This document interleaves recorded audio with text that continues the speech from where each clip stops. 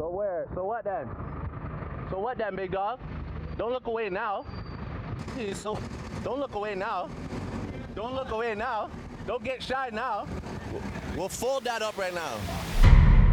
It has been an entire year since we witnessed the greatest rap battle of our time since the Nas and Jay feud. An entire year for Drake to dust off his shoulders, sip some Canada Dry, make a few bubblegum hits and return to his ivory tower of stardom, where the arrows of criticism can't reach him, surrounded by a moat filled with the many glazing alligators that ride for him. However, any critical thinking, opposable thumb-using human being sees that the boy is spiraling. Every Drake story since this Kendrick beef shows a broken, sensitive little man in a sinking boat, desperately trying to convince himself and everyone else that he is above the loss. Posing with a bunch of guns that I can only assume have all the serial numbers intact in this music video for What Did I Miss? At the same time pointing people out to take the stand in his UMG lawsuit where he's trying to sue for incendiary language. Bro got his feelings hurt in a rap battle. Are you serious? He started denouncing American rappers, glazing UK artists once again, which only ever seems to happen when he is actually in London performing.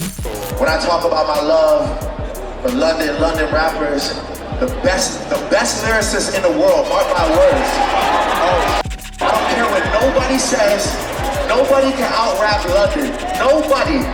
And still, even now, Drake is throwing subs and Dirty Mac disses to non-rappers like LeBron James, or anyone that was celebrating the winner of this rap beef. But the thing that you have to get in all of this, every single move Drake has made in the last year has done nothing but prove his ops were 1000% right. Now before we begin this, I have to put this disclaimer out. These are just musings, jokes, fleeting thoughts, and if you are sensitive, I suggest you go to the glazing section of the internet. All you're gonna find here is a guy with way too much time on his hands and someone who does not give two Like I said, I remember the old Drake. And I remember the girls going crazy over the new track in the club. And you only had to listen to the lyrics to understand why. He was the very renowned Thought Whisperer. The original baddie with the Ken doll settings. Saucy, emotionally sensitive. Everyone around him was a secret enemy wishing him on his downfall. See? That And with the nut-hugging mall and academics waiting for Drake's donut glaze, and people finally seeing the behind-the-scenes bullying tactics of Drake, leveraging the music industry and prestige to silence rappers, running sweatshops that seemingly exploit up-and-coming music talent, dangerously co-signing doxing of people he's had beef with, along with his questionable jurisdiction to young teenage girls. I don't know if I should feel guilty or not, but I had fun. I like the way your breasts feel against my chest. His track list of is long, and people are starting to realize he's not that much of a charming individual. Which only proves I am well over a decade ahead of the NPCs of the Planet Earth server. Drake, out of the entire selfie and corny caption game of his illustrious career, releases what has to be the greatest indicator that the boy is in need of an intervention. Remember the good old days where getting surgery was taboo, and the most we could expect to see was a bad rack? Now we're getting an entire Dirty Baker's cupcake tin fresh out of the oven abs.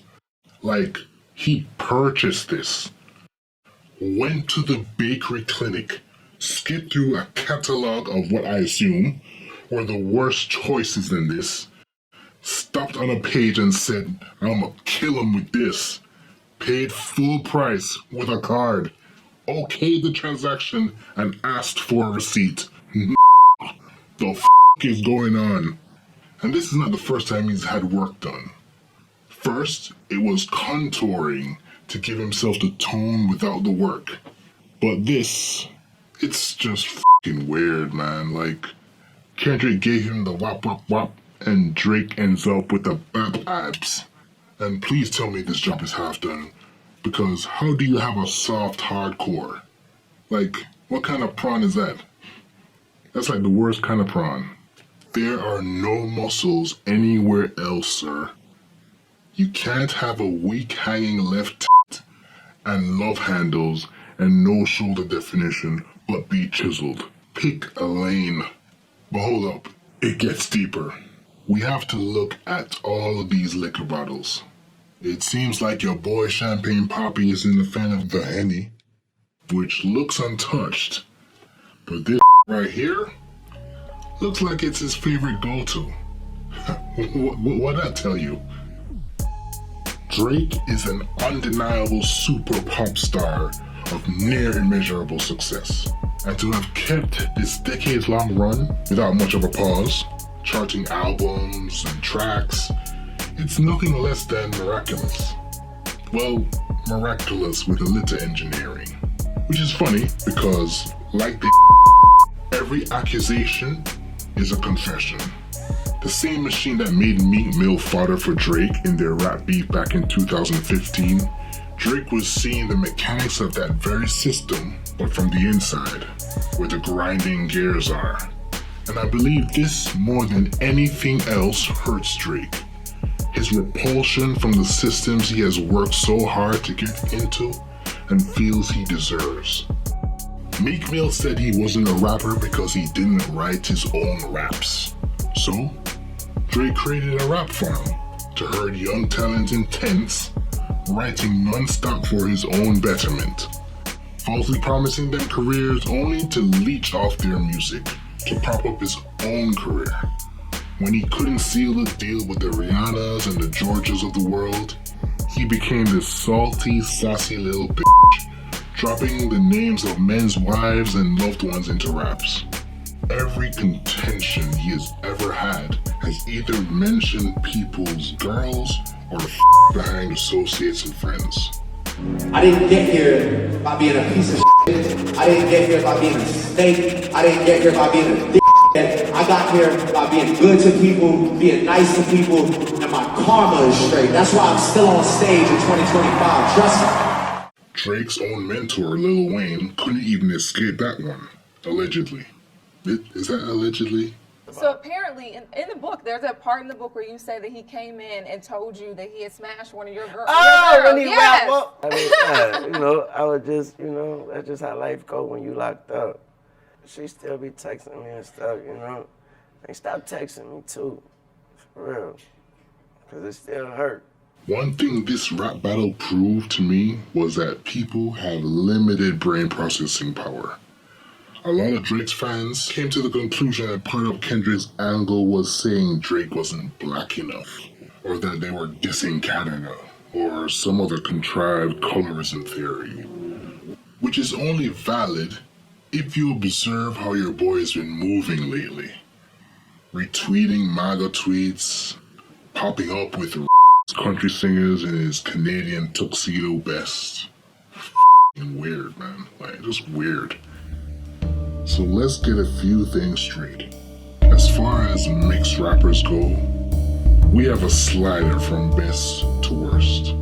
As far as skill set, J. Cole would probably be like on the positive side. The negative side would be like, well, logically. Drake would fall about here, and even with the Pusha T knocking his ego down a mighty flight of stairs, he still held on to some relevancy.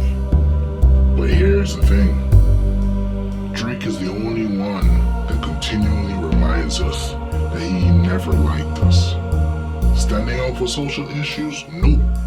Old footage of him mocking how Canadians with ties to the Caribbean speak, yet now speaks like them?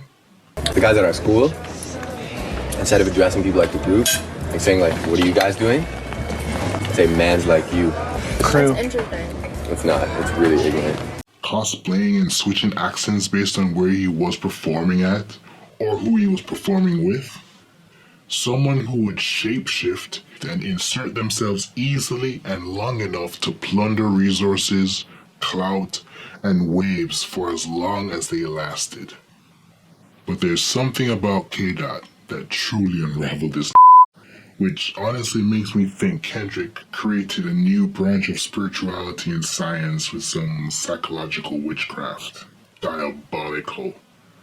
When Meek Mill got dissed by Drake, he leaned into his hit-making writer camp to demolish him. When Drake got fired on by Joe Budden, he ran back to his ivory tower of popularity and said he wasn't responding, like he was above it all. Imagine if the likes of LL Cool J did not respond to cannabis.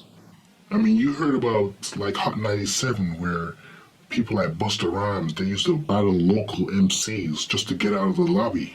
Battles have always been about who's the best lyrically. Shoguns roaming the countryside, testing their sword skills with the best. It was never about charts, never about riches, or any of that superficial. Nevertheless, Drake hides behind the meme factories, the stands, the stupid kids that will do anything for clout. Like when dirty wife-beater wearing Joe Budden had to bring a handful of rocks to some dumb kids that showed up as a nuisance at his private residence. It's Joe Budden. It's Joe Budden. Joe Budden. Drake followed these dudes on social media after the dumb kids did what they did, co-signing their behavior. That literally could have gotten them unalived. Oh, back off! That wasn't me. That wasn't me. I'm sorry. Back off! Block again. I'm gonna push one again. All right, I'm sorry. Dumb. But that's Drake. He throws stones when he feels he can make a hit. However, hides behind the internet when things get dicey. Subliminals everywhere, with the monotone, smug, goofy tracks aimed at Kanye, Kendrick, Kid Cudi. Not the type of Triple K's Drake and his MAGA friends like. However, Drake no sooner turns around and sues when the disses sting a little bit harder than he's used to. What a goof. And that's why that Pusha T battle was so iconic. It was a first real chink in the armor and the dismantling of the boy. Push exposed Drake's hidden child Adonis he had with Sophie, who, from her IG, you can tell there was some elite level scrubbing done to cover up her past. Her stage name was Rose Divine. Do with that what you will. Pusha's diss track Story of Adidon simultaneously destroyed Drake's Adidas deal, connecting the Adidon brand with a real picture of Drake in blackface. Pusha T exposed Drake's fractured family dynamic, a broken home of a young Drake that never truly felt accepted. A history doomed to repeat itself with Drake's present family matters, pun intended, all in one song. And what was Drake's response to Pusha T? An Instagram post trying to explain away blackface. Jay Prince stepped in to protect his cash Sorry, I meant to protect Drake. And then Drake turning up to the LeBron James podcast. What was it, The Shop? To get all emotional and say he had a diss track ready to go and that he would have ended Push, but he didn't release it.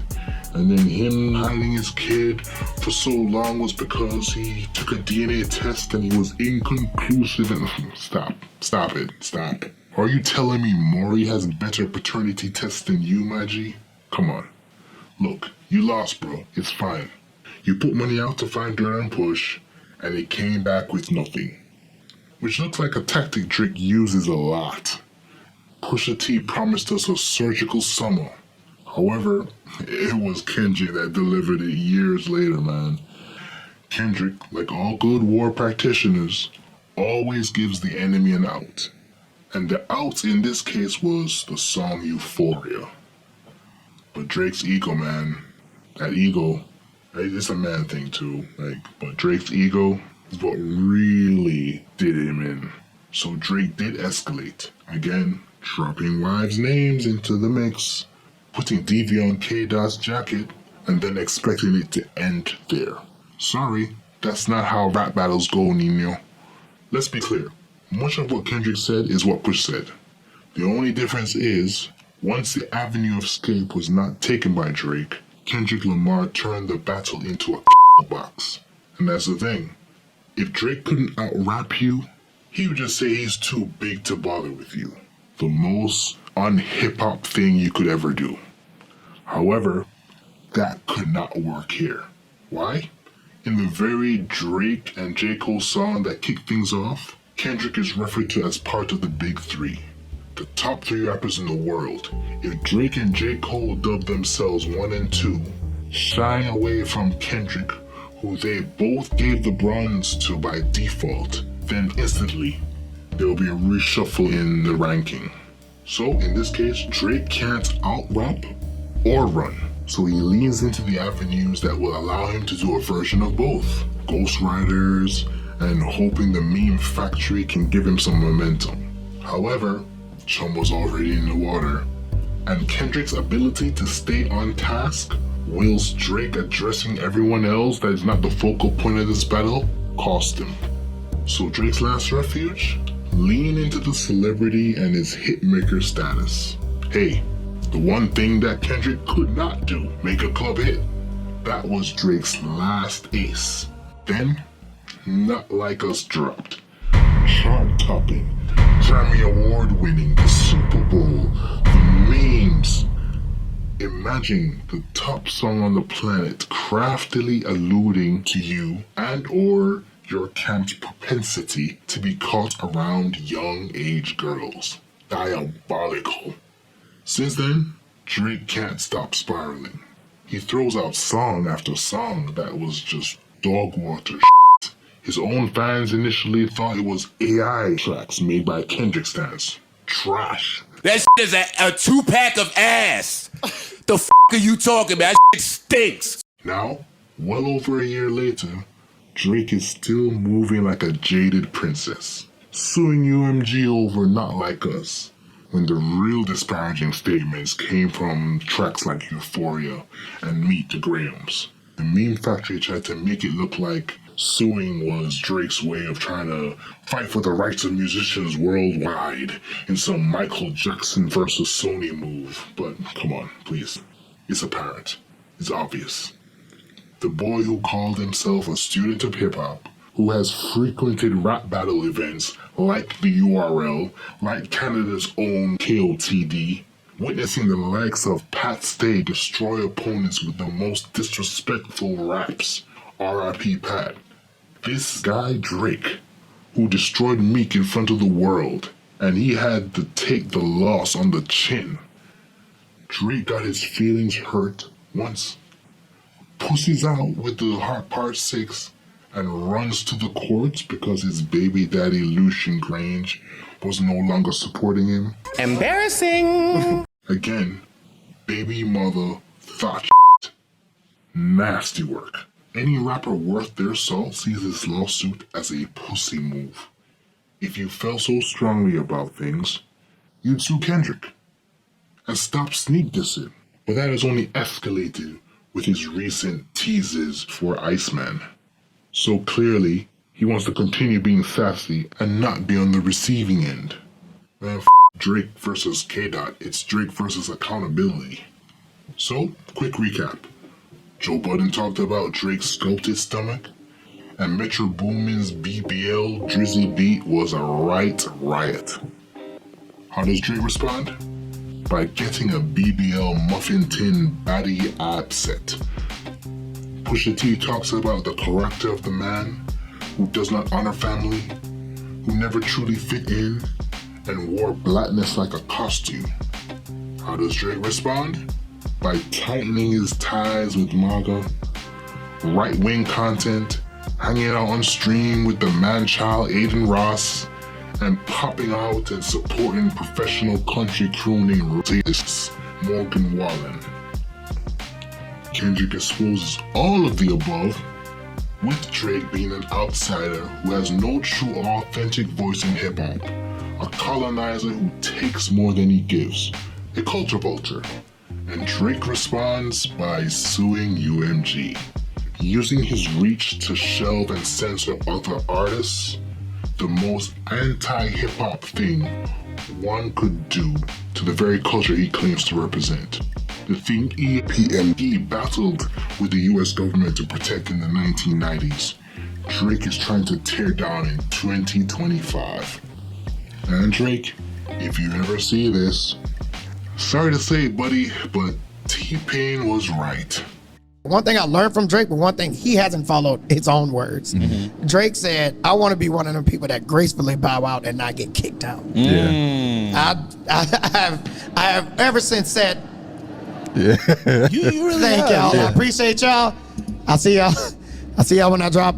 Don't worry about it. I'll just drop something. Yeah. Let me know if you heard it. Yeah. Drake is like, no, listen. Okay, I got another one. Hold on, check this out. Check this out. Y'all didn't like that one? Okay, real quick. Just one more. Let me try one more. And then he's the person that he said, he didn't want to be. Well, sort of. You need to take a step back, man. Just so you can see how much you're tarnishing the little legacy you have left. Not talking about the records, but the man. You need to make people miss you and your impact. And then you're able to then pivot and return renewed. Probably stop going to those girl high school basketball games. Stop addictively gambling your state-provided money and, unprompted, mentioning Millie Bobby Brown. The 11 actor from Stranger Things. How natural for a 31-year-old man to text a 14-year-old girl giving her advice about boys. What advice does he give you? Like, what does he say? About boys. He helps me. What? Yeah. He's great. He's wonderful. I love him. What's his advice with boys? That stays in the text messages. And most importantly, never say the boogeyman K-Dot's name 3 times in the mirror again. Like you lost the battle. Your dignity, your N-word pass, I don't care how high What's the Dirt can count to. You lost us when you leaned too far to the right. Sore loser shit. No album or track you release now will save you more than a bit of self-reflection and a hiatus ever will. It's time to upgrade the sassy immature lyrics, stop sub-dissing, and focus on personal growth. Otherwise, Iceman may just be the last we will see of your historic run before the world gives you the coldest and most permanent of shoulders.